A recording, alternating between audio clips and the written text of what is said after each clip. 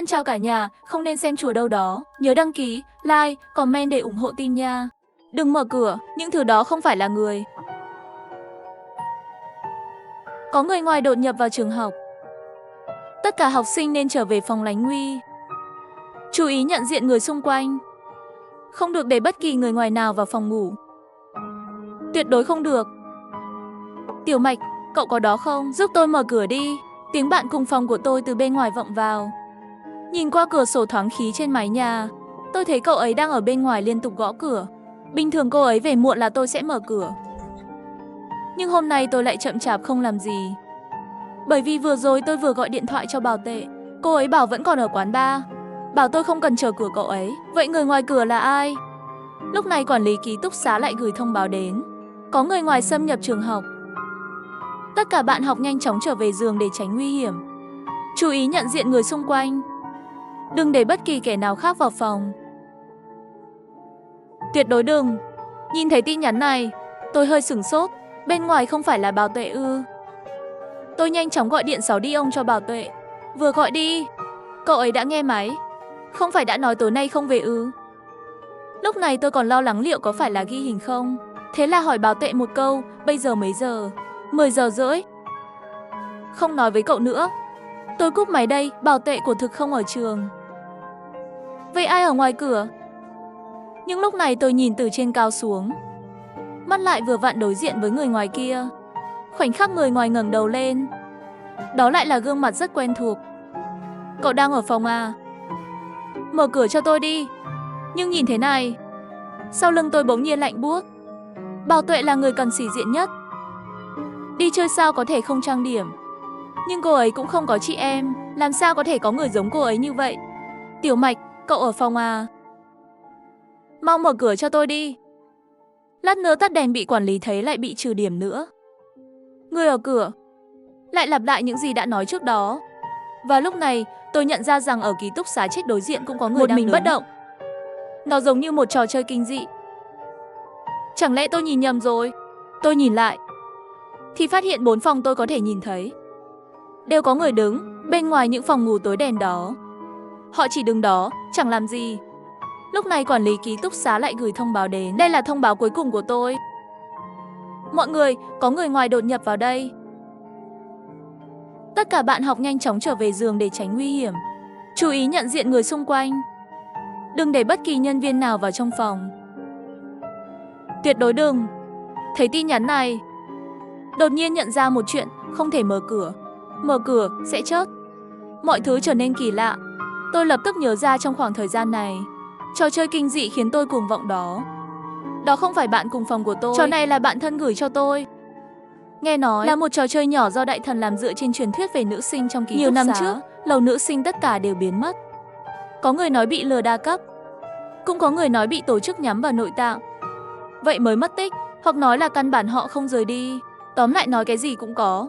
Và trò chơi này, nó được thiết kế theo truyền thuyết này. Trò chơi được chia thành nhân vật chính và kẻ giả mạo. Phòng ngủ của nhân vật chính hoàn toàn an toàn. Và nếu có thể để bạn học trở về phòng, thì có thể đạt được kết cục mỹ mãn. Còn kẻ giả mạo sẽ làm mọi cách để nhân vật chính mở cửa. Độ khó rất cao.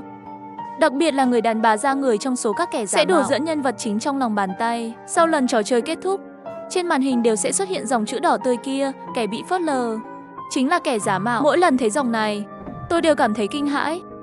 Tiểu Mạch, mở cửa đi. Thứ đó lại gọi tôi. Tôi không dám nghĩ nhiều, đưa tay tắt đèn phòng ngủ. Chẳng bao lâu sau, bên ngoài trở nên im lặng như nếu là Bảo Tệ, chắc chắn sẽ chửi rủa tôi, nhưng bên ngoài lại tĩnh mịch vậy. Không lâu sau, tiếng bước chân nhẹ nhàng đi xa. Hình như đã rời đi trong bóng đêm. Tôi gọi ngay cho bạn thân. Nhưng may là thần giáo cách cảm. Cậu ấy liền gọi 6 đi ông cho tôi. Mạch Mạch, bên ngoài hình như có tiếng động lạ. Trong 6 đi ông, bạn tôi rõ sợ hãi. Tôi liền bảo cậu ấy khóa cửa lại, đừng để ai vào. Mặc dù hơi bối rối, nhưng bạn thân tôi vẫn làm theo. Vì bạn cùng phòng bạn tôi bỏ học rồi, cho nên không có lựa chọn nào cậu. Cứ ngoan ngoãn trốn trong phòng ngủ là được an toàn rồi. Sau đó tôi đã nói cho bạn thân nghe chi tiết những gì vừa xảy ra với tôi. Cậu ấy nghe xong cũng cảm thấy không thể tin được. Không ngờ trò chơi bạn ấy chuyển tiếp lại thành sự thật. Tiểu Mạch, cậu đùa à? Sao tớ chơi khăm cậu được chứ?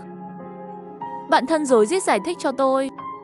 Nhìn bộ dạng cô ấy, trong lòng tôi cũng đoán được phần nào cô ấy có chứng sợ xã hội nặng. Làm sao có gan lớn bày ra trò cợt nhã vậy chứ? Nhẫm nhẫm, tớ cũng biết đây chắc chắn không phải là trò đùa của cậu. Ngay cả Bảo Tuệ nguyện hợp tác với cậu, Di quản lý ký túc xá cũng không đồng tình đâu. Vì vậy, chỗ tớ thật sự có vấn đề đó. Giọng bạn tôi hơi run. Tiểu Mạch, vậy giờ sâu. Nếu thứ bên ngoài không phải là người, họ sẽ không vào trong đó chứ? Cửa phòng ngủ của chúng ta đều là cửa gỗ. Khi tôi nói chuyện với người bạn thân, giọng nói của Trương San từ phòng ngủ đối diện truyền đến. Sao mà có nhiều người đứng ngoài đó vậy trời? Sao cậu còn đứng ngoài cửa vậy? Cậu đúng là ngốc mà. Tất nhiên là quên mang chìa khóa rồi. Vừa nói, bên kia là giọng của Lý Tư. Giúp tôi mở cửa đi. Tiếp theo là tiếng mở cửa và giọng điệu âm tối của một người con gái. Tôi chờ cậu lâu lắm rồi. Ngay sau khi cánh cửa gỗ phát ra tiếng mở cửa, từ bên ngoài có tiếng hét của một cô gái. Âm thanh đó gần như xuyên qua màng nhĩ của tôi một lần nữa. Tôi lặng lẽ liếc mắt nhìn qua, chỉ thấy có thứ gì đó bên kia cửa được cắt thành hai phần. Đó là Trương San khi nãy vẫn còn đứng đó là thất thanh, còn Lý Tư kia đầu đã quay lại 180 độ. Dùng đôi mắt âm chỉ kia nhìn chằm chằm tôi, mồ hôi lạnh ướt đẫm trán tôi. Nhưng cũng may, cô ta chỉ cười với tôi mà thôi. Sau đó, cô ta luôn nhìn tôi, cơ thể thì cứ đi thẳng. Sau đó kéo thân thể của Trương San đi vào phòng ngủ 409. Trong quá trình này, mặc dù cơ thể tôi run rẩy, nhưng động tác trên tay lại không dừng lại. Điện thoại của tôi đã bật máy ảnh rồi, ghi lại 6 đi ông này. Sau đó tôi run tay, gửi tin nhắn như vậy vào nhóm nữ sinh. 404 Tiểu Mạch đừng mở cửa. 404 Tiểu Mạch, những thứ đó không phải người. Khi tôi mở đèn lần nữa, ngoài cửa sổ không còn ai. Và lúc này, nhóm nữ sinh cũng có một trận nháo nhào. Lúc đầu còn có người nói tôi chụp bừa bãi dạ người khác, nhưng không lâu, họ phát hiện điện thoại không thể liên lạc với thế giới bên ngoài, chỉ có thể sử dụng nhóm chat này. Và rất nhanh sau đó có người phản ứng giống tôi. Họ nhìn thấy những người lạ bên ngoài phòng ngủ. Đáng sợ hơn là có nữ sinh tò mò mở cửa ra ngoài kiểm tra tình hình, sau đó thì biến mất. Chỉ còn lại vết máu từ ngoài cửa tràn vào. Mọi người đều hoảng sợ, đặc biệt là cửa của chúng tôi đều là cửa gỗ. Không ai biết giây tiếp theo cửa phòng ngủ của mình có bị người ta đập vỡ không. Và lúc này, tin nhắn của Di quản lý lại hiện lên. Chỉ là trước đây đều là tin nhắn văn bản, bây giờ đổi thành giọng nói. Các bạn sinh viên đừng sợ. Chuyện xảy ra bên này, nhà trường đã báo cáo cho các cơ quan liên quan. Bây giờ hướng dẫn nhận được là dị biến chỉ xảy ra ở khu vực trường học. Vậy phòng ngủ các bạn vẫn an toàn. Mặc dù phòng ngủ của các bạn là cửa gỗ, nhưng chỉ cần trong phòng ngủ không mở cửa cho bất kỳ nhân viên nào thì có thể tránh nguy hiểm. Các bạn có thể yên tâm mở đèn. Lát nữa tôi sẽ dẫn theo đội an ninh để hộ tống các bạn ra khỏi trường. Nhìn thấy tin nhắn này, những người trong nhóm mới yên tâm được một chút. Chỉ cần xem những tin nhắn này, tôi lại cảm thấy có gì đó không phải. Phòng ngủ nữa của chúng tôi ở cuối trường, cách cổng ít nhất 10 phút. Vậy nếu là bị phân tán đưa ra ngoài, mấy người trong ký túc xá này sao mà nối chữ lẹ thế nhỉ? Hơn nữa cách âm trong tòa nhà không tốt lắm. Nếu trong hành lang có một đám người đi lại, tôi có thể nghe thấy tiếng động. Nhưng cho đến khi phòng 403 bên cạnh tôi gửi tin nhắn, tôi cũng không nghe thấy tiếng động của một nhóm người đi lại, chỉ nghe thấy vài tiếng gõ cửa. Quan trọng hơn là tôi vừa ở trên giường, bị những thứ ngoài cửa hù một phen. Vì vậy, bây giờ vẫn trốn ở cửa kính của ban công. Tôi cứ nhìn ra ngoài, đặc biệt là hướng cửa phòng ngủ. Nhưng tôi không thấy ai đi ra ngoài cả. Một người cũng không. Và lúc này, lại có tiếng cốc cốc cốc ngoài cửa phòng tôi truyền đến. Tiếp theo là âm thanh của dì quản lý. Mau mở cửa, tôi sẽ đưa các bạn ra ngoài. Đèn hành lang, chiếu bóng của dì quản lý vào. Nhân ảnh bình thường, dưới ánh đèn bị kéo thành quỷ ảnh dài thượt. Tôi không lên tiếng, trong đầu đột nhiên nghĩ đến, trước đây dì ấy gửi thông báo trong nhóm. Đây là thông báo cuối cùng của tôi. Tất cả mọi người, có người ngoài xâm nhập trường học, tất cả bạn học nhanh chóng trở về để tránh nguy hiểm. Chú ý nhận diện người xung quanh. Đừng để bất kỳ nhân viên bên ngoài nào vào trong. Tuyệt đối đừng. Tôi chợt nhận ra một chuyện. Trước đây dì quản lý nói rồi. Thông tin này là thông báo cuối cùng. Vậy, tin nhắn gửi sau tin nhắn đó vẫn còn là gì ấy chứ? Nhân viên ngoài dù gì thế gì quản lý đã là gì chứ? Trong lòng tôi chợt nảy ra một ý nghĩ. Không thể mở cửa. Tuyệt đối không được mở cửa. Tôi không phản ứng với bên ngoài. Và tiếng gõ cửa bên ngoài càng lúc càng vang. Cốc cốc cốc rồi thành bang bang bang. Tiếng gõ cửa ngày càng lớn. Nhưng điều kỳ lạ là cái khung cửa mà bình thường chỉ cần dùng sức là sẽ lung lay, lúc này là không nhúc nhích. Vương Tiểu Mạch, cô ở phòng ngủ phải không? Không phải vừa rồi nói chuyện vui vẻ trong nhóm sao? Sao bây giờ không có động tĩnh? Mau ra ngoài đi, tôi sẽ đưa cô xuống. Cô không xuống lại đang câu giờ phải không? Theo quy định, tôi muốn đón từng người một theo thứ tự. Cô không đi với tôi không thể đón người tiếp theo được. Người bên ngoài đang gọi. Một bên hét lên. Trong điện thoại của tôi cũng phát ra âm thanh tít tít. Sau đó một đoạn ghi âm của quản lý vang lên trong nhóm. Lúc này Nhấm Nhấm cũng gọi Sáu đi ông cho tôi, hỏi tôi có chuyện gì không. Vì vậy, tôi nhanh chóng nói với cô ấy đừng mở cửa cho người quản lý, bởi vì dì ấy rất có thể không phải là người. Và tại thời điểm này, trong nhóm từng tin nhắn đang soạn. Lúc này trong nhóm, tin nhắn là của Vương Vũ từ phòng 405 đang trách móc tôi. Cô ta hỏi tôi sao không ra ngoài, nếu điều này làm chậm trễ thời gian thì sao? 405 Vương Vũ cậu. Đừng bắt tôi phải liên lụy chịu trận chung với cậu. Nhìn vào tin nhắn này, tôi do dự một lúc, cuối cùng quyết định nói cho cô ta biết. Di quản lý có thể không phải là người, nhưng tôi muốn gửi tin nhắn riêng cho cô ta nhưng không thành công. Cuối cùng, tôi chỉ có thể gửi tin nhắn này trong nhóm. Nhìn thấy tin nhắn của tôi, Vương Vũ lập tức gửi cho tôi một biểu cảm cười chảy nước mắt. 405 Vương Vũ làm sao có thể? 405 Vương Vũ các bạn học dưới lầu đều đã được đón đi rồi. Chỉ còn lại chúng ta. Di quản lý sao có thể nói dối chúng ta? 405 Vương Vũ lại nói. Di quản lý ngày nào chẳng gặp chúng ta. Người ngoài không giả dạng làm gì ấy được. Thảo nào Bảo Tuệ nói cậu là người nhát gan. Đúng là nhát gan. Rồi tôi nghe thấy tiếng mở cửa bên ngoài. Dì ơi, Vương Tiểu Mạch không dám ra ngoài. Dì đưa tôi đi trước đi. Tôi muốn tìm cơ quan giúp đỡ. Đó là giọng của Vương Vũ. Cô ấy không tin tôi, trực tiếp ra ngoài tìm cái thứ đó. Giây tiếp theo, tôi thấy cái bóng trên mặt đất thay đổi. Trên bóng người ốm dài đột nhiên có rất nhiều bàn tay. Tiếp theo là giọng nói của dì quản lý. Được thôi, các bạn học. Tôi sẽ đưa các bạn đi tìm cơ quan chức năng. Họ chờ chúng ta lâu rồi. Sau đó, bên ngoài không có tiếng động gì.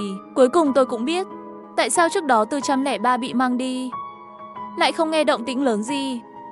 Bởi vì qua cái bóng, tôi thấy những bàn tay kéo Vương Vũ vào trong những cái bóng ốm dài kia. Sau đó chỉ trong nháy mắt,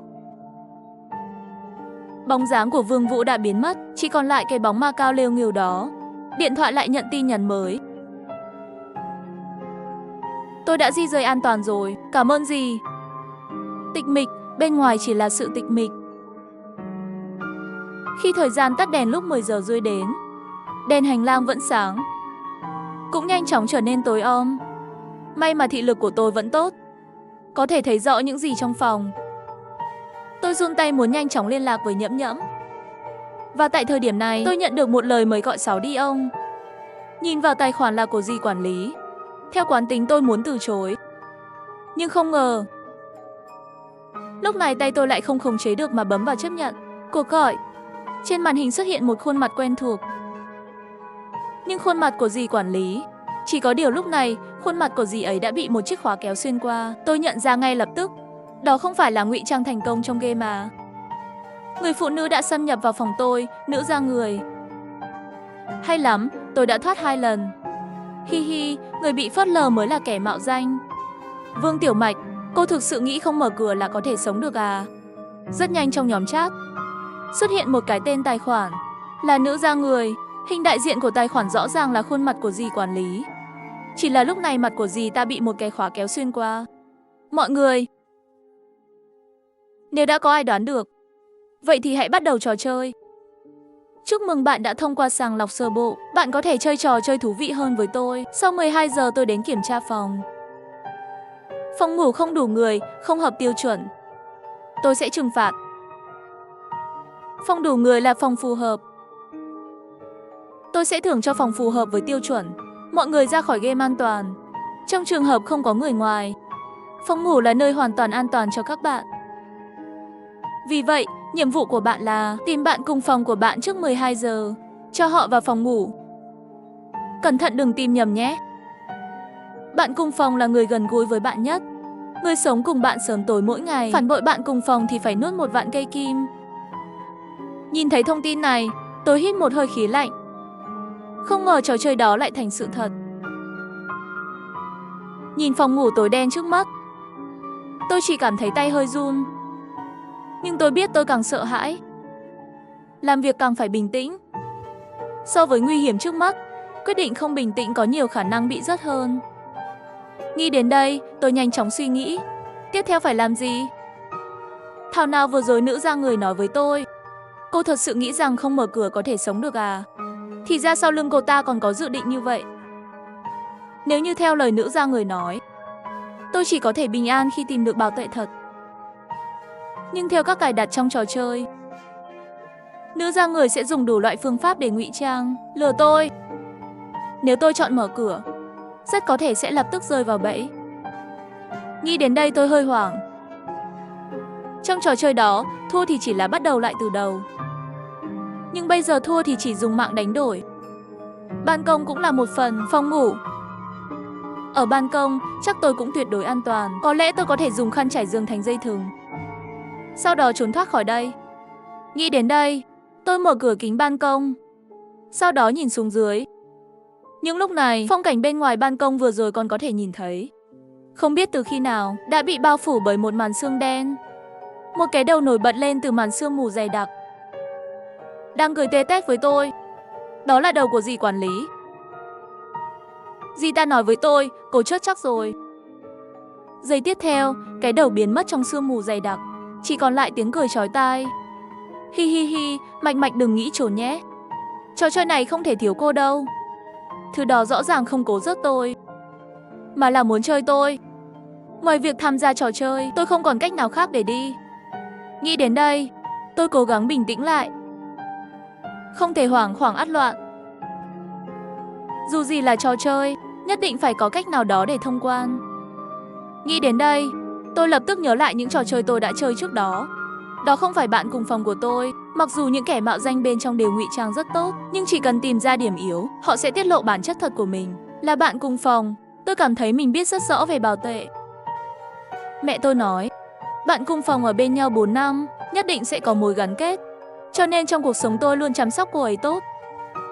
Nếu bên ngoài là bảo tệ, tôi có thể đưa ra phán đoán. Đột nhiên, bên ngoài lại vang lên tiếng cốc cốc cốc. Cứu với. Mau mở cửa đi. Đó là tiếng của bảo tệ. Bảo tệ thứ 2 đến rồi. Là tiếng hét thảm của bảo tệ. Cứu với, mau mở cửa đi. Mở cửa cho tôi đi. Thứ đó đang muốn rớt tôi. Vừa nói, tiếng cậu ấy ngày càng khẩn thiết. Và lúc này, tôi đã lên giường rồi. Cố gắng đi qua cửa sổ không khí trên cửa, nhìn thấy tình hình bên ngoài. Nhưng lúc này tôi lại phát hiện, cửa sổ không khí trên cửa đã bị bao phủ bởi một lớp sương mù. Hỏng rồi, không có cửa sổ đó. Chuyện phán đoán sự việc trở nên khó nhằn hơn nhiều rồi. Nói gì nói, 5 giác quan của con người ảnh hưởng lẫn nhau. Không có thị giác, thính giác và phán đoán của con người sẽ bị ảnh hưởng rất lớn. Lúc tôi đang rầu lo, đột nhiên điện thoại lại nhận được cuộc gọi 6 đi ông. Đối phương chính là bảo tệ.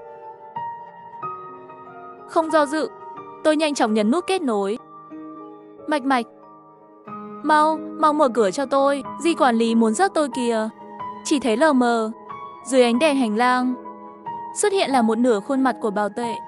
Vì sợ hãi, rõ ràng là cô ấy đã đổ rất nhiều mồ hôi và nước mắt.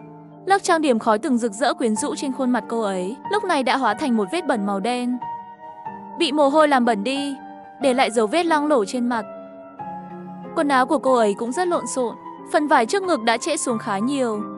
Từ cổ áo kín như cổ trai đã trở thành cổ áo trễ nải. Rõ ràng là cô ấy vừa gặp phải chuyện gì đó, cho nên lúc này mới bết bác như vậy. Bảo tệ thứ 2 đến rồi. Tài khoản hiển thị trên điện thoại là tên của bảo tệ. Trang điểm trên mặt cô ấy cũng không có vấn đề gì. Tối nay mới vẽ trang điểm khói. Nhưng dù vậy, tôi vẫn không mở cửa cho cô ấy.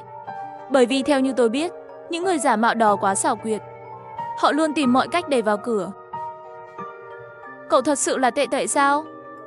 Không phải cậu nói tối nay đến quán bar uống rượu, không về nữa mà. Nhìn vào màn hình điện thoại, tôi nói với Bảo Tệ. Nghe thấy vậy, cậu ấy nổi giận đùng đùng chửi. Gì? Cậu nói gì vậy? Tất nhiên là tôi rồi.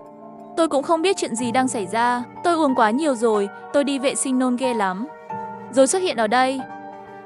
Rồi, Di quản lý dưới lầu cầm dao muốn giết tôi. Mạch Mạch, mau mở cửa cho tôi đi.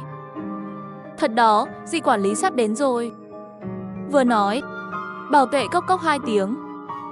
Chỉ là nhìn trên màn hình thấy cô ấy. Trong đầu tôi lại trầm ngâm. Sau đó nhanh chóng đưa ra câu trả lời. Tệ tệ, hôm nay những thứ đó thật khủng khiếp. Tôi thật sự không dám mở cửa. Không phải cậu có chìa khóa bên cạnh sao? Cậu tự mở cửa bằng chìa khóa nhé. Tôi vốn nghĩ sau khi nghe tôi nói vậy, Bảo Tuệ bên ngoài sẽ nói lúc chạy trốn đã đánh mất chìa khóa, cho nên muốn tôi mở cửa. Nhưng điều không ngờ là cô ấy bên ngoài lại nói như vậy, chìa khóa. Làm sao tôi có chứ? Chìa khóa của tôi lạc đâu đó, được 800 năm rồi. Mạch Mạch, mau mở cửa cho tôi. Người ngoài cửa nói đúng.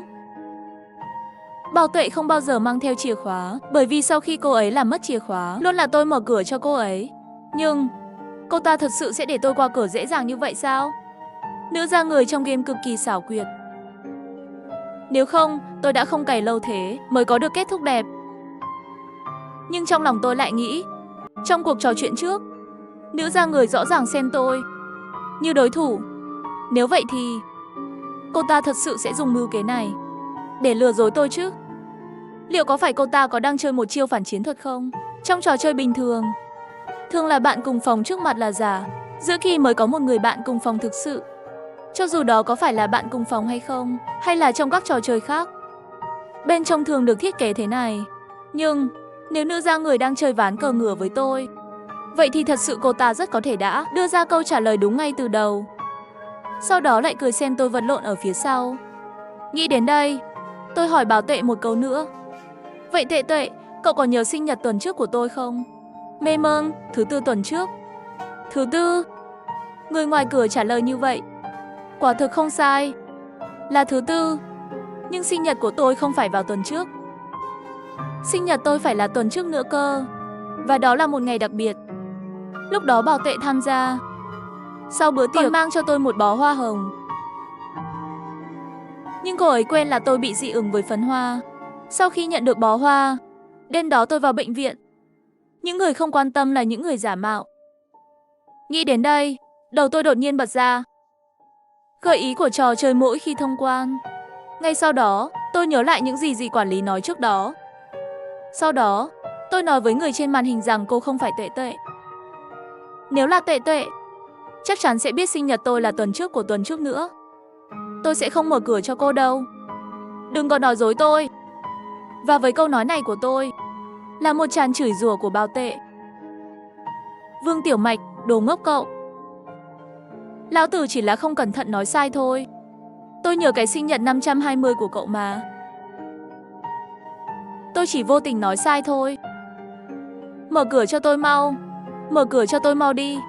Tôi không muốn chết. Nhưng cho dù cô ta hét lên thế nào, tôi đều không nhúc nhích. Cuối cùng trong 6 đi ông xuất hiện là một tràng chửi mắng của Bảo Tệ. Nhưng ngay khi cô ta muốn tiếp tục chửi bới, một cái đầu quen thuộc đặt trên vai cô ta. Ô, hóa ra cô ở đây. Nói rồi gì quản lý ôm siết chặt Bảo Tệ. Sau đó cơ thể của Bảo Tệ dần dần tan biến vào người dì ta. Ai nhỉ? Lúc này điện thoại cô ta cũng rơi xuống đất. Khi điện thoại rơi, góc nhìn của tôi vừa nhìn thấy tới thứ tan chảy kia chính là một nửa cơ thể của Bảo Tệ, nhưng có một cái cổ đầy đủ. Nhưng từ bên phải, xương mắt và lông mày bắt đầu được chia thành một nửa cơ thể. Thảo nào quần áo lại rơi nhiều như vậy? Bởi vì cơ thể cô ta bị chia thành hai nửa theo chiều dọc. Bảo Tệ ở cửa không phải người. Cô ta chỉ có nửa thân thể, nhưng lại nói chuyện với tôi lâu như vậy. Cô ta tuyệt không phải người. May là không cho cô ta vào. Ngay lúc này, bạn thân lại gọi điện 6 đi ông cho tôi. Mạch Mạch, cậu sao rồi? Tớ vừa nhìn thấy bạn cùng phòng của tớ. Cô ấy lúc gọi điện cho tớ. Đầu tôi trống rỗng. Khi nói chuyện với bạn thân tôi mới biết. Hóa ra vừa rồi cô ấy cũng gặp một người bạn cùng phòng quỷ dị. Và gần như cùng một lúc với tôi. Cô ấy từ chối mở cửa cho bạn cùng phòng. Sau đó, nữ gia người đó ngụy trang thành dì quản lý đến đưa bạn cùng phòng của cô ấy đi. Rõ ràng nữ gia người nói đúng. Khi bắt đầu trò chơi, phòng ngủ hoàn toàn an toàn cho chúng tôi. Nhắc trước rằng, đừng để bất kỳ nhân viên bên ngoài nào vào. Chớp mắt, 12 giờ đã đến. Nếu trước 12 giờ, không thể tìm ra bạn cùng phòng thực sự, vậy đoán chừng người tiếp theo nữ gia người muốn mang đi là chúng ta. Và tại thời điểm này, một ý nghĩ điên rồ nảy ra trong đầu tôi. Có thể còn có một con đường khác. Nhưng con đường sống này thật điên rồ. Nếu không cần thiết, tôi không dám mạo hiểm. Đột nhiên tiếng gõ cửa lại vang lên. Mạch Mạch nhanh mở cửa cho tôi. Ngoài cửa lại là tiếng bảo tệ. Bảo tệ thứ 3 đến rồi. Mạch Mạch, xin cậu mau mở cửa đi. Ngay sau đó điện thoại của tôi lại đổ chuông. Là bảo tệ gọi điện xáo đi ông cho tôi. Khi được kết nối, trong đó xuất hiện gương mặt đầy lo lắng của bảo tệ. Khác với trước đây, dưới ánh đèn, nó phản chiếu toàn bộ khuôn mặt còn nguyên vẹn của cô ta. Tôi vẫn chưa lên tiếng, bảo tuệ lại tiếp tục kêu tên tôi. Mạch Mạch, làm ơn mở cửa ra. Tôi thật sự không muốn chết. Đây là cơ hội cuối cùng. Nếu cậu không cho tôi vào nữa, cô ta sẽ giết tôi. Tiếp theo, bảo tuệ đối diện lại tự động nói ra trải nghiệm của mình. Giống như lần trước, cô ta nói mình ở quán bar, nhưng trong nháy mắt đã bị chuyển đến phòng ngủ. Còn bị dì quản lý truy soát. Dì đã kết một nửa cơ thể của cô ta. Sau khi mất đi một nửa thân thể, không biết vì sao bảo tệ vẫn có thể có ý thức. Dì quản lý đó bắt cô ta gõ cửa. Nếu tôi cho cô ta vào, cô ta sẽ trả thân thể lại cho bảo tệ. Và lần trước cô ta đã thất bại, cho nên bị dì quản lý cho tan chảy. Sau đó, khi tỉnh dậy, cô ấy thấy mình đã trở lại như cũ.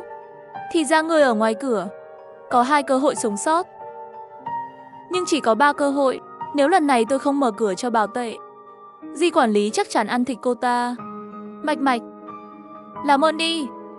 Là tôi nhớ nhầm sinh nhật của cậu. Là tôi không tốt, gửi cho cậu những bông hồng có thể khiến cậu bị dị ứng. Sau này tôi sẽ không quên nữa đâu. Còn cậu đã giúp tôi học thế mấy lần rồi. Nhưng lúc cậu cần tôi học thế tôi lại trốn mất. Thật sự là tôi không tốt. Và tôi không nên để lại lịch sử trò chuyện của chúng ta cho bạn trai tôi xem. Tôi không nên nghe lời thằng khốn đó. Tôi sẽ không bao giờ làm điều đó nữa. Làm ơn mở cửa ra đi mà. Tôi thật sự không muốn chết đâu mà. Tôi thật sự là tệ mà. Tôi là bạn thân nhất của cậu mà. Mạch Mạch, cầu xin cậu. Làm ơn mở cửa cho tôi đi mà. Trong xó đi ông, một mặt bảo tuệ nói, một mặt dùng điện thoại chiếu vào người mình. Trước và sau, trái phải chứng minh bản thân không có vấn đề gì. Nhìn cô ta trước mặt, cuối cùng tôi cho cô ta cơ hội cuối cùng. Cô nói cô là tệ. Được, thế tôi hỏi cô. Tôi thường mời cô đi ăn tối. Bình thường bữa trưa cô lười đi mua, tôi đã giúp cô đi mua. Vậy cô nghĩ xem tôi có ăn hành không? Có ăn cay không? Nghe thấy vậy, bảo tuệ bên kia đột nhiên im lặng. Sau một thời gian dài, cô ta mới lắp bắp trả lời một câu. Cậu biết tính tôi bất cần mà. Tôi thực sự không chú ý nhiều đâu, nhưng nhìn thấy trước mắt cô ta, tôi bình tĩnh lại một cách bất ngờ. Tôi chỉ nhìn vào mắt cô ta, cười cổ vũ cô ta đoán đi. Không sao đâu, cứ nói đi. Tôi cần nghe câu trả lời của cậu để đưa ra phán đoán. Trong miệng bảo tuệ nói ra một đáp án. Mềm hơn thì tôi nhớ hình như cậu ăn hành, nhưng không ăn cay. Nghe thế, tôi chỉ cảm thấy trong lòng bỗng nhiên nhẹ nhõm hơn rất nhiều. Bởi vì câu trả lời này thực sự sai đến tận chân trời. Cô không phải là tệ. Nếu là cô ấy, chắc chắn biết tôi không ăn hành tây nhưng ăn cay. Cô từ bỏ đi. Tôi sẽ không mở cửa cho cô đâu. Đừng có nói dối tôi. Vừa nói xong, bảo tuệ trước mặt lộ ra vẻ kinh hãi đường đột. Sau đó âm thanh âm u của người phụ nữ quen thuộc vang lên. Thật vô dụng. Sau đó, một bàn tay mảnh mai xuất hiện trên màn hình. Sau đó lòng bàn tay chạm vào khuôn mặt Bảo Tuệ, tiếp theo là vuốt vài cái, đồng thời đi kèm với một tiếng kêu thảm thiết. Rất nhanh trên màn hình bị một chút máu đỏ vấy lên. Nhưng qua màn hình màu máu, tôi nhìn thấy cái đầu của Bảo Tuệ trước mặt. Trên người đều đầy kim tiêm. Bảo Tuệ thứ ba không sống qua đêm nay. Lúc này, tôi đã hiểu rõ tình hình hiện tại không lạc quan lắm. Tiếng gõ cửa lại vang lên. Mạch Mạch, mở cửa cho tôi đi. Bảo Tuệ thứ tư đã đến. Đèn bên ngoài đã tối, chỉ có một chút ánh sáng màn hình mờ nhạt trên mặt Bảo Tuệ. Có vẻ như vẻ mặt của cô ấy càng thêm sợ hãi. Mạch Mạch, mở cửa cho tôi. Phía sau có thứ gì đó đang đuổi theo tôi. Nghe thấy vậy, trong lòng tôi đã quen rồi. Cô nói cô là Tệ Tệ. Để tôi hỏi cô vài câu. Nếu cô trả lời đúng, tôi tin rằng cô là Tệ Tệ. Nghe tôi nói vậy, Tệ Tệ trong sáo đi ông gật đầu. Sau đó tôi hỏi cô ta những câu hỏi đó.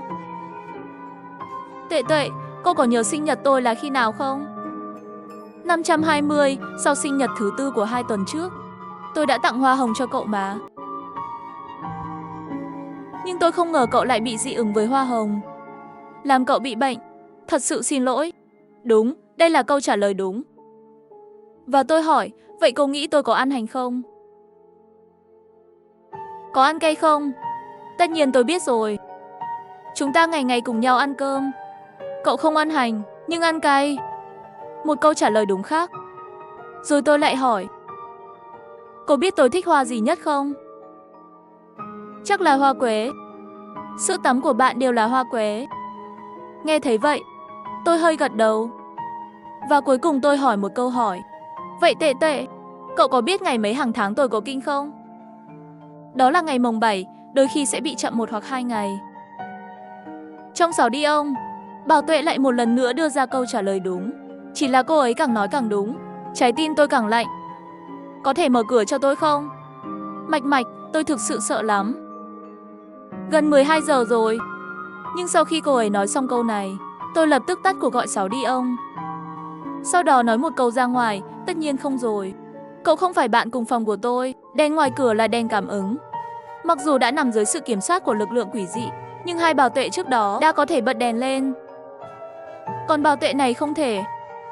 Thực ra vừa rồi tôi lại nhận được cuộc gọi từ bạn thân. Lúc đó tôi đã nói với cô ấy những gì tôi nghĩ. Nhẫm nhẫm, cậu học khiêu vũ. Nếu tôi bảo cậu nhảy từ tầng 5 xuống ban công tầng 4, cậu dám không? Cậu và bạn cùng phòng không thân thiết lắm. Nếu cá cược mở cửa, rất có thể sẽ bị lừa bởi sự ngụy trang của kẻ mạo danh đó. Nhưng nếu cậu vào phòng tớ, vậy chúng ta có thể làm bạn cùng phòng, có thể đáp ứng quy tắc phòng ngủ đầy đủ rồi. Vậy nếu tính toán của tớ không sai, ban công nổi bật so với mặt phẳng, cho nên không gian phía trên cũng chính là không gian phòng ngủ. Vì vậy, nếu cậu leo xuống từ ban công, chắc là an toàn vào được đó. Đúng vậy, kế hoạch của tớ là từ bỏ triệt để Bảo Tuệ, thay vào đó chọn Nhẫm Nhẫm. Bởi vì trước đây, có một manh mối rất quan trọng, nó đã được đặt trước mắt chúng tôi rồi. Lúc đầu, Di quản lý đã bảo có người ngoài xâm nhập trường học. Tất cả bạn học nhanh chóng trở về giường để tránh nguy hiểm. Nói là tất cả. Vậy đó là tất cả những người trong phòng ngủ. Còn nữa, dựa theo cuộc hội thoại trước đó, tôi đã chắc chắn một điều từ lâu rồi. Đó là Bảo Tuệ thứ 2 và thứ 3. Thật sự là Bảo Tuệ thật. Cho nên Bảo Tuệ sớm đã không phải là con người thuần túy. Cô ta đã được hồi sinh. Tôi không biết cô ta có phải là nhân viên bên ngoài không. Thay vì mạo hiểm mở cửa, chi bằng để Nhẫm Nhẫm xuống đây. Tôi rất hiểu Nhẫm Nhẫm. Từ đầu tôi đã nói với cô ấy, đừng mở cửa, là cô ấy chắc chắn không mở. Và ban công là một cấu trúc rất đặc biệt. Thứ nhất, ban công không có lắp cửa kính. Nếu nhân viên bên ngoài có thể theo đường ban công vào trong, lẽ ra xông vào chỗ tôi từ lâu rồi. Nhưng 504 lại không thể xuống. Tầng dưới đã bị xâm nhập rồi, chẳng lẽ căn 304 còn không thể leo lên được sao? Vì vậy, ban công cũng là phòng ngủ, không thể bị xâm nhập được. Thứ hai, ban công chỉ có một lối đi. Đó là lối từ trong phòng ra. Nếu Nhẫm Nhẫm có thể thành công vào phòng ngủ của tôi, vậy thì chứng minh cô ấy không phải người ngoài. Bởi vì nếu cô ấy là kẻ đã xâm nhập vào phòng 504 rồi thì, theo như tôi hình dung, cô ấy tuyệt đối không thể từ phòng 504 đi vào phòng 404 khi chưa được tôi cho phép. Miễn là tôi không giúp cô ấy. Miễn là cô ấy cố gắng tự mình đột nhập vào. Như vậy có thể chứng minh Nhẫm Nhẫm không phải là người ngoài. Tất nhiên, tôi không giấu chuyện này với Nhẫm Nhẫm. Khác với Bảo Tệ, Nhẫm Nhẫm là một cô gái tinh tế và hướng nội. Cô ấy quan tâm đến mọi thứ về tôi. Tôi không muốn phụ cô ấy. Sau khi nghe những gì tôi nói, Nhẫm Nhẫm bất chợt ngây người ra. Nhưng không lâu sau, cô ấy vẫn quyết định mạo hiểm. Bởi vì dựa vào thể lực của con gái đi lên đi xuống, rõ ràng xuống sẽ dễ dàng hơn một chút. Và quan trọng nhất là, Nhẫm Nhẫm nói với tôi, Mạch Mạch, cậu là bạn thân nhất của tớ. Tớ không muốn cậu mạo hiểm. Dù sao cũng là một tầng, tớ nghĩ không thể là vấn đề lớn được.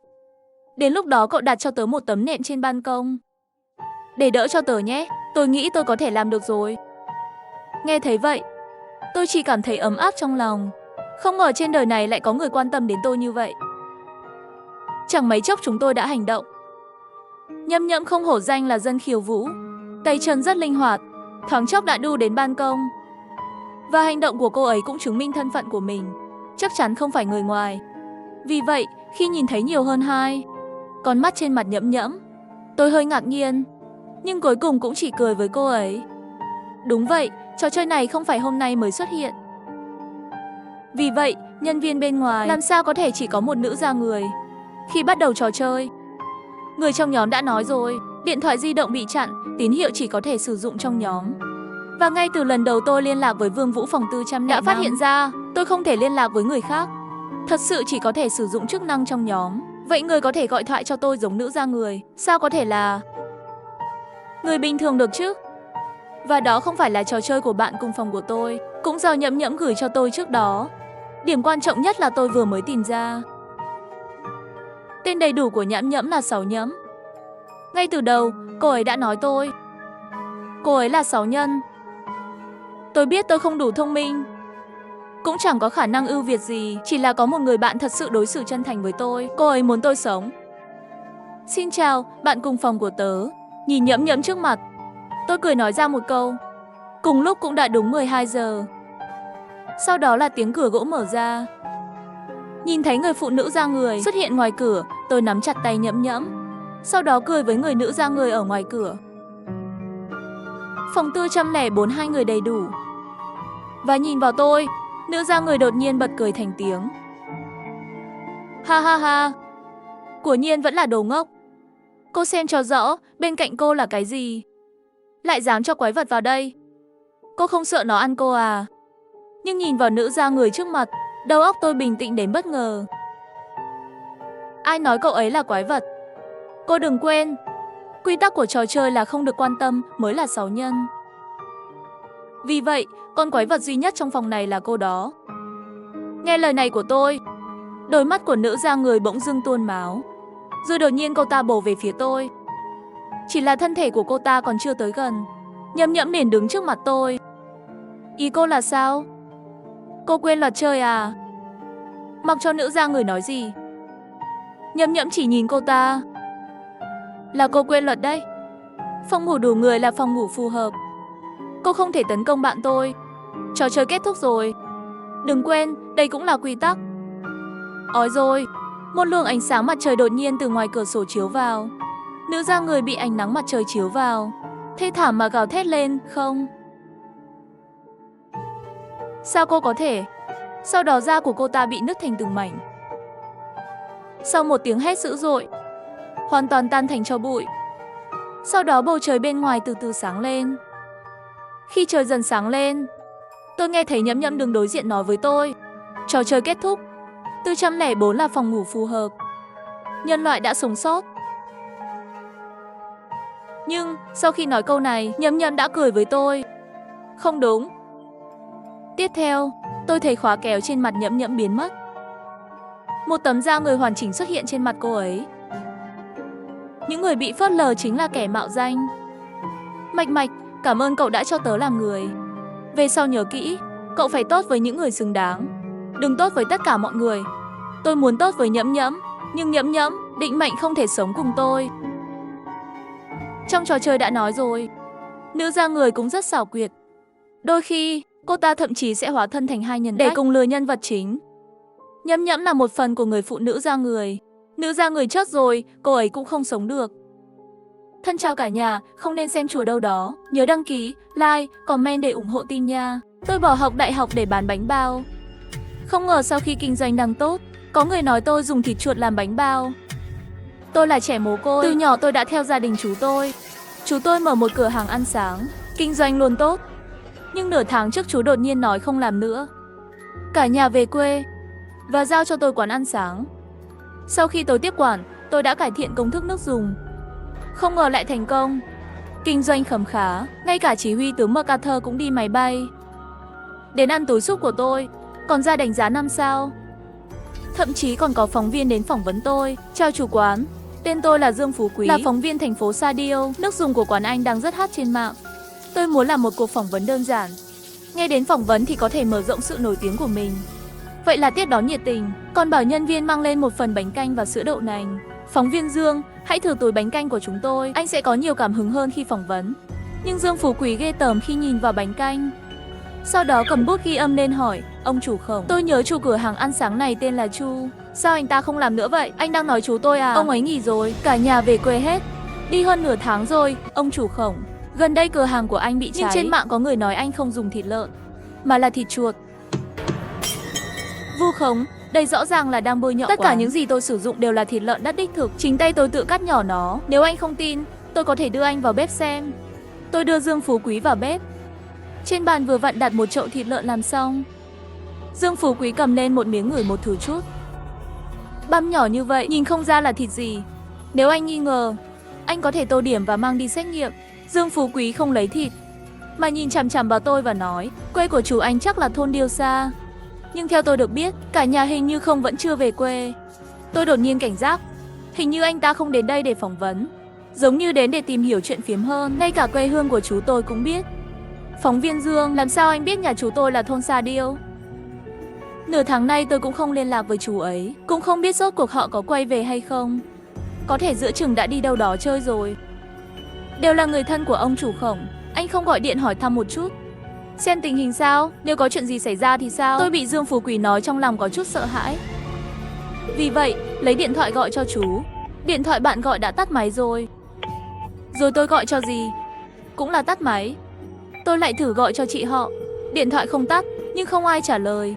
Cuối cùng tôi tự an ủi mình rằng điện thoại không gọi được, có lẽ họ đang ngủ.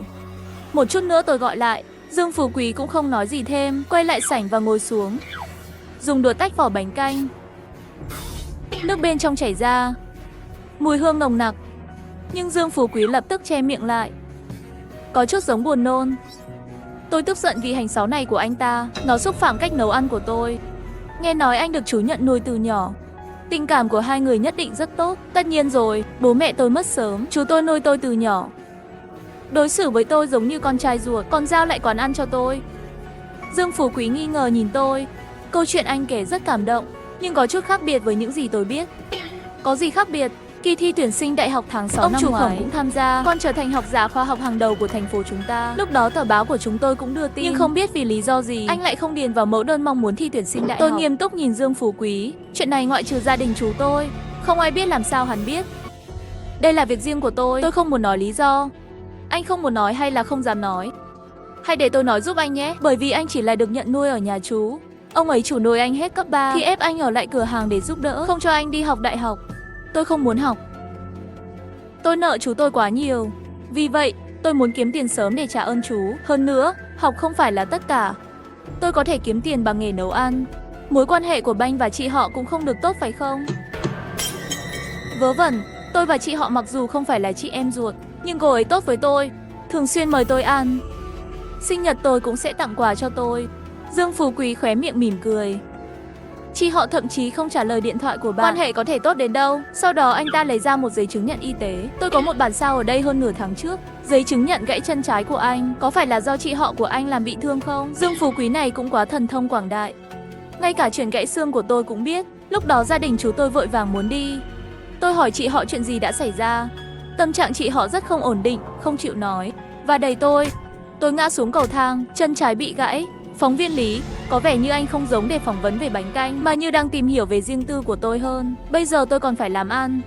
Mời anh về cho. Dương Phú Quý cũng không nói gì, đứng dậy muốn lấy bánh canh trên bàn đem đi. Tôi nắm lấy tay anh ta. Xin lỗi, đây vốn là tôi mời anh ăn. Anh không đủ tư cách để gói mang đi. Ha ha, chúng tim đen à? Chắc không phải là thịt chuột chứ? Yên tâm, tôi không gói mang đi, nhưng tôi sẽ quay lại tìm anh, bởi vì tôi chưa có câu trả lời mà tôi muốn. Tên Dương Phú Quý hẳn là rất quen thuộc với chú tôi. Chỉ là tôi chưa từng gặp anh ta. Hắn là ai? Muốn câu trả lời gì? Tôi không còn tâm trí để làm việc nữa. Tôi chạy về nhà chú tôi, xem có thể tìm được manh mối về Dương Phú Quý không. Tôi đẩy cửa ra, căn phòng bừa bộn. Quần áo và đồ đạc nằm rải rác khắp nơi. Bây giờ nghĩ lại, lúc đó họ không giống như muốn về quê, giống như chạy trốn hơn. Tôi xem lại quyển sổ liên lạc của chú với người khác, lật qua lật lại, không tìm thấy người tên này. Xem ra chỉ có thể gọi lại, hỏi chú xem là rốt cuộc là như thế nào. Xin chào, điện thoại bạn gọi đã tắt máy rồi. Điện thoại chú vẫn trong trạng thái tắt máy. Tôi định gọi cho chị họ, nhưng nghĩ lắc thôi. Dương Phú Quý nói đúng, quan hệ của tôi với chị họ của thật không tốt lắm. Bình thường rất ít khi nói chuyện với tôi, chưa bao giờ mời tôi ăn, chưa từng tổ chức sinh nhật cho tôi. Chú và dì cũng thường hay đánh tôi, cho nên khi họ đi tôi cũng không dám hỏi nhiều. Tôi không thể tìm thấy bất kỳ manh mối nào, đành phải về phòng nghỉ ngơi. Ngày hôm sau, tôi đến cửa hàng sớm để chuẩn bị nguyên liệu làm bánh canh. Thực ra lý do tại sao bánh canh làm ngon, tất cả phụ thuộc vào thùng súp này của tôi. Đây là món súp bí mật của tôi. Như thường lệ, lúc này nhân viên vội vàng chạy vào. Ông chủ, người hôm qua lại tới rồi. Nhân viên vừa nói xong, Dương Phú Quý liền phi vào. Phóng viên Lý, nhà bếp là nơi làm việc, người ngoài miễn vào. Dương Phú Quý nhìn nồi súp trong thùng. Tôi đã nói rồi, trừ khi tôi có câu trả lời tôi muốn, nếu không tôi sẽ luôn đến tìm anh. Anh muốn câu trả lời gì? Anh không cần giả vờ hồ đồ. Tất nhiên là việc mất tích cả gia đình chú anh. Tôi nghe thấy 2 chữ mất tích cũng có chút lo lắng. Dù sao hơn nửa tháng cũng không liên lạc được, nhưng rõ ràng họ đã về quê rồi. Và anh và chú là có quan hệ gì? Tại sao lại quan tâm đến chuyện của chú tôi như vậy? Nếu tôi không quan tâm, vậy thì không ai biết anh đã làm gì. Tôi đã tìm người kiểm tra rồi, họ chưa từng rời khỏi thành phố. Cho dù thật sự mất tích, tôi cũng không biết họ đi đâu. Dương Phú Quý bỗng nhiên nhìn chằm chằm vào thùng canh nấu xong kia. Có thể gia đình chú anh bây giờ đang ở trong thùng súp này. Tôi bỗng nhiên bật cười. Phóng viên Dương, đầu óc anh có bệnh không? Tôi dùng món súp làm từ da lợn đất đích thực. Và tại sao tôi lại kin? Cả nhà chú tôi, chú của anh từ nhỏ đã không tốt với anh, đánh đập anh nhiều như cơm bữa.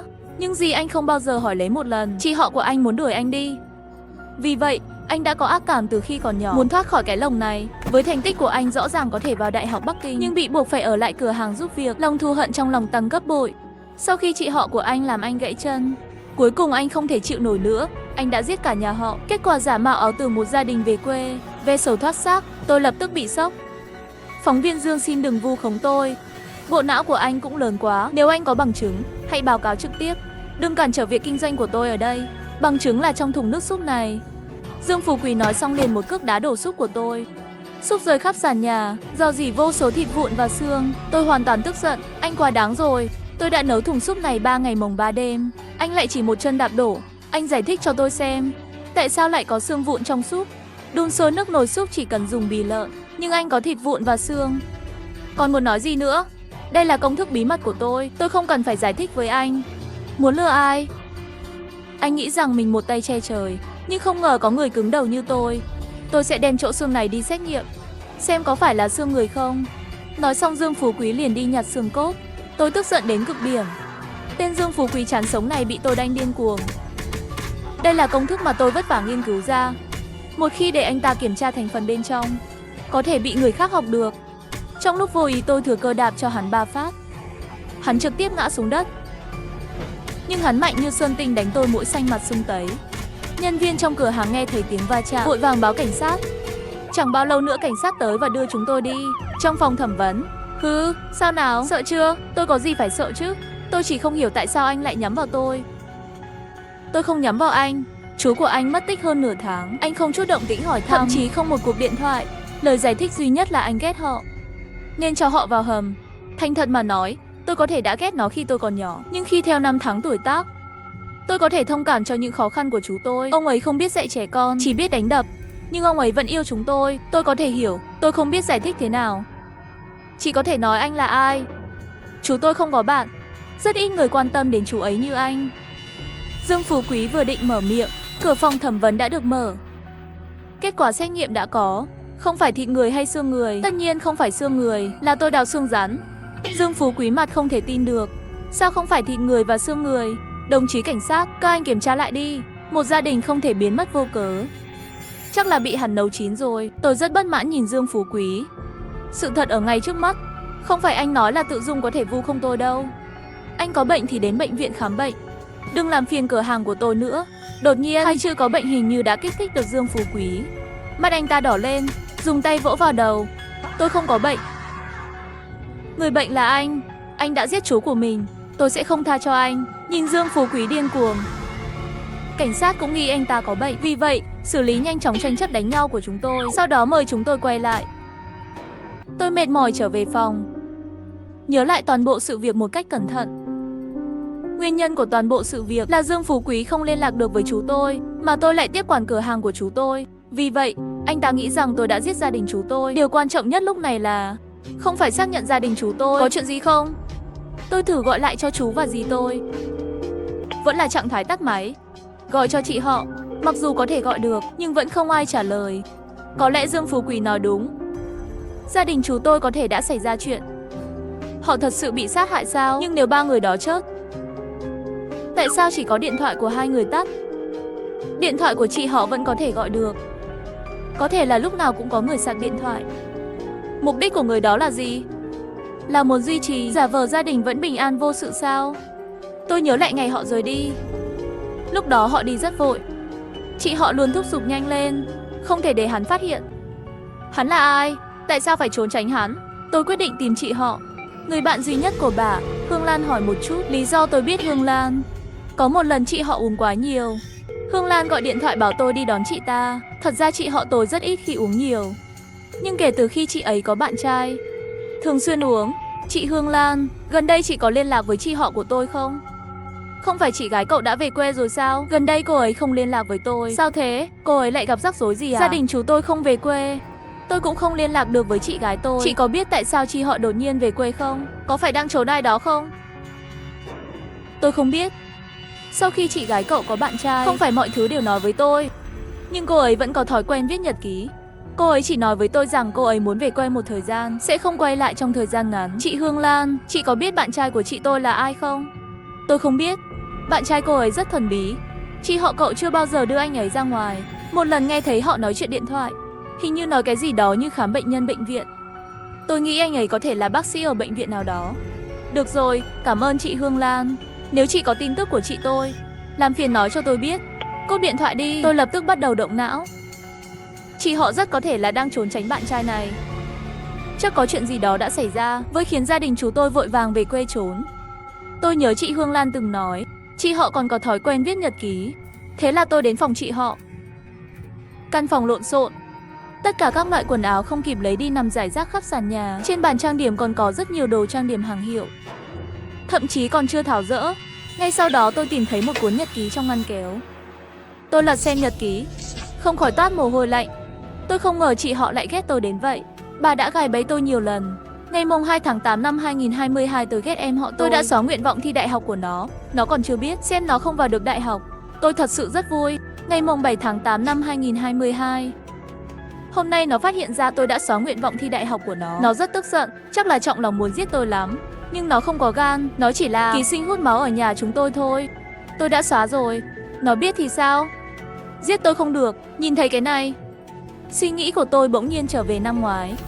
Khi tôi biết chị họ tôi đã xóa đề nghị thi đại học của tôi không thể chấp nhận nổi, muốn báo cảnh sát, nhưng dì tôi quỳ xuống cầu xin tôi.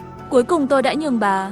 Sau đó chú tôi vì thấy có lỗi nên đã nhờ tôi giúp, còn dạy cho tôi nghề thủ công truyền thống. Tôi bình tĩnh và đọc tiếp. Quả nhiên có ghi chép của bạn trai bà. Chị họ không viết tên bạn trai, nhưng nội dung bên trong đều cho thấy bà rất thích cha này, ngưỡng mộ hắn. Nhưng nội dung phía sau có gì đó không ổn. Ngày mùng 8 tháng 8 năm 2023, anh ấy luôn nói tôi là rác rưởi, tham ăn lười làm không xứng với anh. Chính anh ấy thương hại tôi mới đồng ý yêu tôi. Ngày 12 tháng 8 năm 2023, tôi rất sợ mất anh ấy. Anh nói gì tôi cũng nghe. Nhưng tại sao anh ấy không chịu thừa nhận tôi? Cùng nhau đi ăn cơm. Anh ấy nói tôi là trợ lý của anh ấy. Hu đọc đến đây. Tôi đột nhiên cảm thấy chị họ bị gã CPU rồi. Đây là một loại tra tấn tâm lý rất bệnh hoạn. Chẳng lẽ đây là Lý do tâm trạng chị họ luôn không ổn định. Tôi đọc tiếp. Nội dung phía sau dần dần rõ ràng. Thì ra, chị họ dần phát hiện bạn trai cô không bình thường lắm. Tâm trạng của gã rất không ổn định, lúc thì cười tê tét, lúc lại trở nên cáu kỉnh. Ban ngày là một người, buổi tối lại biến thành một tên biến thái. Chị họ không chịu nổi, muốn rời xa người đàn ông đó. Mỗi lần chia tay, bạn trai chị đều cầm dao nói muốn giết cả nhà chị. Đọc tới đây, cuối cùng tôi cũng hiểu tại sao chị họ tôi lại bỏ chạy. Tôi đặt nhật ký xuống, lập tức gọi cho phóng viên Dương Phú Quý. Xin hãy tin tôi không giết ai cả. Và tôi biết tại sao chị họ tôi lại bỏ chạy. Anh có quen ai ở bệnh viện không? Tôi cần anh giúp tìm một người. Nhanh lên, Dương Phú Quý sửng sốt một chút, sau đó thở dài, anh đến nhà tôi trước đi. Tối đó tôi vội vã đến nhà Dương Phú Quý. Vừa vào cửa tôi đã nói với phóng viên Dương. Anh nói đúng, gia đình chị họ tôi thật sự xảy ra chuyện. Cô ấy đang cố tránh sự quấy rối của bạn trai, nên cả nhà mới chạy về quê. Dương Phú Quý lại có khuôn mặt ủ rũ. Làm sao anh biết? Bạn trai cô ấy là ai? Tôi lấy nhật ký của chị họ ra. Tôi tìm thấy manh mối trong nhật ký của chị họ. Bạn trai cô ấy có thể là bác sĩ, hơn nữa hiểu về CPU. Tôi nghi đó là bác sĩ tâm lý. Sau khi Dương Phú Quý đọc kỹ nhật ký, nói anh đến thư viện đợi tôi một lát, tôi sẽ liên hệ với một vài bác sĩ tôi quen ngay bây giờ. Đến chốt mục tiêu. Nói xong thì đi gọi điện thoại. Trước khi đi nhìn tôi với ánh mắt kỳ lạ. Tôi luôn cảm thấy Dương Phú Quý tối nay có chút gì đó không ổn. Trông âm trầm hơn, giống như là một người khác vậy. Nhưng tôi không có thời gian để suy nghĩ. Tôi vội vã đến thư viện. Đẩy cửa ra, một mùi lạ bay vào mặt tôi. Trong thư phòng có một tủ sách lớn, bên cạnh còn có một cái két sắt. Có một hồ sơ y tế trên két sắt. Tên của hồ sơ là kết quả trị liệu Dương Phú Quý. Tôi đã mở fan. Tôi mở tập tin, kết quả chẩn đoán bên trong khiến tôi toát mồ hôi lạnh. Dương Phú Quý bị rối loạn cảm xúc hai chiều. Chia rẽ nhân cách. Hai tính cách này sẽ biểu hiện trầm cảm cực độ và hưng cảm, thường chuyển đổi qua lại giữa ngày và đêm. Bị chi phối bởi tính cách xuất hiện vào ban đêm, thậm chí có thể khóa một phần ký ức. Tính cách xuất hiện ban ngày, căn bản không thể biết nhân cách ban đêm làm những gì. Nhìn thấy điều này, tôi nhớ đến lời của chị Hương Lan. Cô ấy nói về một bệnh nhân. Đột nhiên tôi phản ứng. Bạn trai của chị họ không phải là bác sĩ, một bệnh nhân tâm thần. Tôi run rẩy, lẩy bẩy lấy điện thoại ra thử gọi cho chị họ. Lúc này một đoạn nhạc vui vẻ vang lên, trong thư viện vọng tới. Âm thanh trong két sắt. Đây là nhạc chuông điện thoại của chị họ. Tôi muốn mở két sắt. Đột nhiên một cây gậy gỗ đập vào đầu tôi. Máu chảy không ngừng chảy ra. Tôi quay đầu nhìn lại, là Dương Phú Quý. Anh vốn không cần phải chết, nhưng ai cứ tự vác xác đến đây. Vậy thì đừng trách tôi không khách khí. Gia đình chú tôi nhất định bị anh hại. Chỉ là anh bị chia rẽ nhân cách thôi, làm cho nhân cách ban ngày của anh không biết, cho nên mới tìm tôi, nghĩ rằng tôi đã sát hại cả nhà chú tôi. Anh phân tích rất đúng. Nhưng anh để lại điện thoại của chị họ tôi ở đây. Không sợ tính cách ban ngày của anh phát hiện sao? Đây là thư viện của tôi. Hắn không bao giờ vào, nếu biết thì sao? Chẳng lẽ tôi sẽ tự mình đối phó với chính mình sao? Chị họ anh muốn thoát khỏi tay tôi. Làm sao tôi có thể để cô ta rời đi dễ dàng? Tôi muốn cô ấy ở bên cạnh tôi mãi mãi. Vì vậy, tối hôm đó, tôi lái xe đâm chết gia đình họ, mang xác họ về đây. Không phải anh muốn gặp chị họ sao? Tôi sẽ cho anh gặp cô ấy ngay bây giờ. Dương Phú Quý ném ra một cái chìa khóa, bảo tôi mở két. Tôi nhặt chìa khóa lên, run rẩy mở két. Bên trong ngoại trừ điện thoại của chị họ, ngoài ra còn có một cái đầu không thể nhận ra. Nhưng tôi nhanh chóng bình tĩnh lại, nhanh chóng cầm đầu chị họ ném vào Dương Phú Quý. Vừa hay trúng mặt hắn, tôi nhân cơ hội gọi 110. Chờ Dương Phú Quý phản ứng lại, tôi đã báo cảnh sát rồi.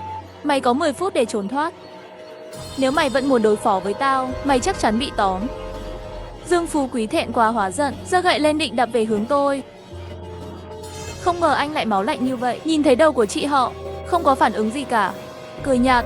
Tôi tấn công và phản công anh ta.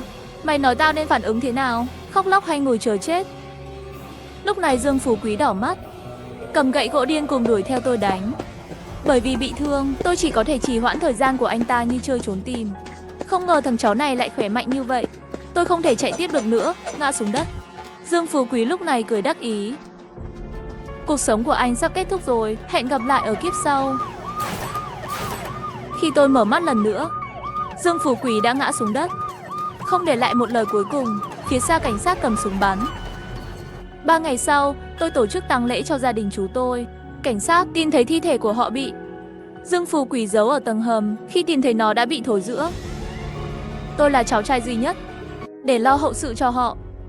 Sau đó, cửa hàng ăn sáng của tôi cũng mở cửa trở lại. Chị Hương Lan cũng đến ủng hộ. Một bên ăn bánh canh, một bên nói với tôi không ngờ bạn trai của chị cậu là một kẻ tâm thần, đã giết cả gia đình chú cậu. Trên đời không thể đoán trước được gì. Đúng rồi, ngày chị họ cậu bị tai nạn, cô ấy gửi tin nhắn nói là cậu đưa họ về quê. Lúc đó cậu không thấy Dương Phú Quý sao? Đột nhiên tôi ngạc nhiên nhưng nhanh chóng bình tĩnh lại. Có lẽ do tôi mạng lớn, lúc đó nửa đường tôi nhớ ra quên đồ. Lúc quay về lấy bị ngã, gãy trẹo cả chân, nên họ phải tự lái xe về. Thì ra là vậy. Bánh canh này ngon quá. Hôm khác tôi sẽ quay lại. Nhìn bóng lưng Hương Lan đi xa dần, cuối cùng tôi cũng thở phào nhẹ nhõm. Hi hi hi, bí mật thực sự không bao giờ được biết. Hi hi hi. Hãy theo dõi fanpage để xem các tập phim khác tiếp theo các chuyến bay bất thường.